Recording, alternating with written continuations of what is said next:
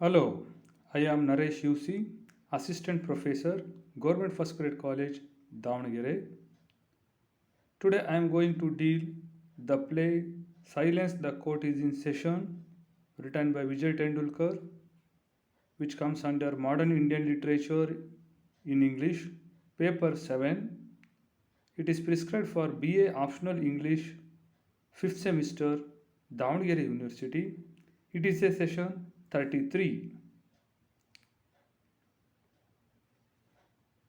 Silence, the Court is in Session by Vijay Tendulkar. In the previous session, that is session 32, we discussed about Benares trial, argument of the prosecution, cross examination, Benares charged with infanticide. In this session, we are going to understand summary of third act and outcome of that you are going to equipped with the summary of third act. In this session, let us discuss Benares in the witness box, Benares cross-examination, characters tarnish Benares reputation, women are buried under a patriarchal societies, and characters aware of the real story. In Benares, in the witness box, in third act is also the most intense and most serious of all the three acts. When third act opens, the cast has not even changed its position. Benares stands still at the end of second act. She had tried desperately to leave the hall. Now she refuses to respond to the directive of entering the witness box. Mrs. Kashikar drags Benares into the witness box. Benares does not agree to occupy the witness box. She is placed there perforce. The cross examination now is insistent and relentless. She does not answer any of the questions that are directed at her. Other characters not stopped the cross examination and asked her why she was upset. Benares cross examination. Benares cross examination crosses the boundaries of reasonable argument and property. Benares' silence is quickly translated as contempt of court. Our sense of outrage is quickly interpreted as defense and provides an opportunity for most of the characters to testify against her.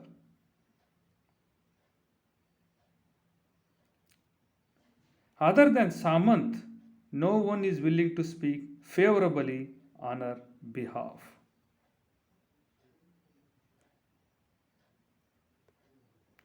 Characters tarnish Benares' reputation.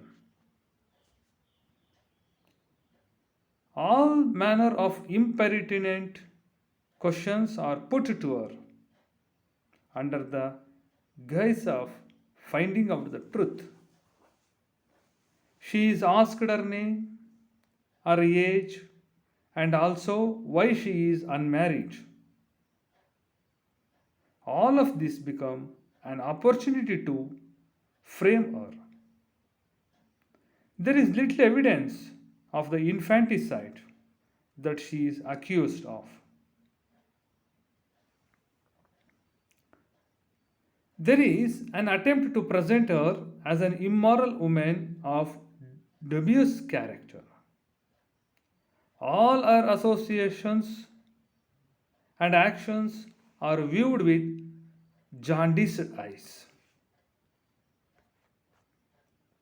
Women are buried under in patriarchal societies. Benares remaining unmarried at the age of 34 is seen as a deliberate choice of promiscuity and invites the censure of all the characters. Discussion. No discussion is provided of the men who give evidence against Benare, nor are they cross examined.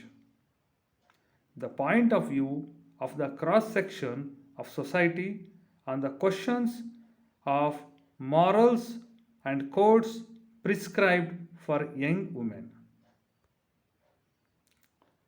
Benare herself comes across as far more attractive and intelligent when compared to all the men she supposedly propositioned.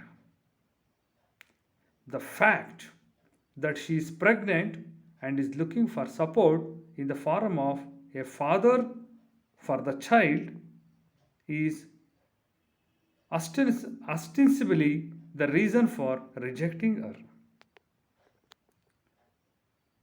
Benari is not contemplating infanticide. She seeks instead a secure future for her child in a myopic society. The men she knows and approaches are shown up as pathetic. The maternal uncle who exploited her when she was 14. Damble, the married professor with 5 children, who deserts her. It is equally true of the weak and unsupportive Pongshe and Rokde, as also the chairman of the Education Society who dismisses Benare for her job. Benare from her job as a teacher once he finds out that she is unmarried and is carrying a child. All these men, ostensibly the upholders of a society which venerates and glorifies motherhood, will not lift a finger to support an expectant mother. Characters aware of all the real story. None of them approach Benares' problem in a human manner or treat her with dignity. This is highlighted through the extraordinary sequence during which Benare breaks her silence in third act and communes with the audience, putting forward her version. She is eloquent and puts forward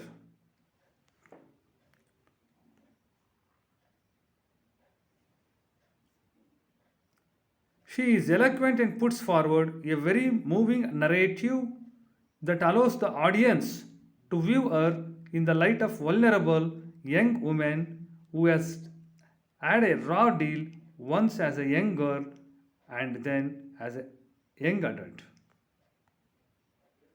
It is remarkable that she has struggled and survived against such odds and achieved so much. She draws attention to the group that is persecuting her and women in her position by referring to them as cultured men of the 20th century with ferocious faces, worn out phrases, and bellies full of unfulfilled desires. Despite this powerful indictment, Benares' heartrending soliloquy speaks of her fighting spirit and her commitment to her work, her love for the children she teaches, and her passion for life. Thank you. Thank you, one and all.